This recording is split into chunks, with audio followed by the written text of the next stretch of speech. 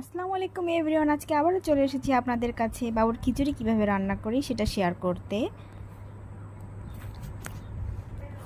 আশা করি সবাই ভালো আছেন। দেখুন, এখানে আমি বাবুর জন্য খিচুড়ির জন্য চাল ডাল নিয়েছি, আর এখানে লাউ শাক নিয়েছি দুটি, গোল আলু, মিষ্টি আলু, এখানে আছে মিষ্টি কুমড়া, গাজর এবং পেঁপে কুচি করে নিয়েছি, আর এখানে আছে আদা, রসুন এবং পেঁয়াজ। এগুলো আমি সব প্রেসার কুকারের মধ্যে নিয়ে নেব একসাথে করে। খুব ভালো করে ধুয়ে নেবেন। নিয়ে নিয়েছি। এবার এখানে আমি মশলা অ্যাড করব। দিলাম এখানে বাবুকে ঘি খাওয়াই আমি, ঘি দিয়ে। আপনারা চাইলে এখানে রান্নার তেলটা ব্যবহার করতে পারেন, সয়াবিন। সামান্য পরিমাণ লবণ দেব। দেখুন, এখানে একটা এলাচ দিয়েছি, তেজপাতা এবং দারুচিনি, আর দিব এখানে সামান্য একটু পরিমাণে হলুদ।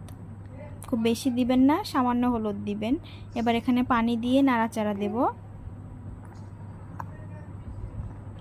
যতটুকু পরিমাণ পানি লাগে, বাবু একটু নরম খায় তো খিচুড়ি, তাই ওর জন্য আমি একটু বেশি পানি দেই। একটু বেশি পানি দিয়ে পরে ঘুটনি দিয়ে ঘুটে পরে বাবুকে খাওয়াই। ও দানা থাকলে খেতে চায় না। দেখুন, চুলায় বসিয়ে দিয়েছি।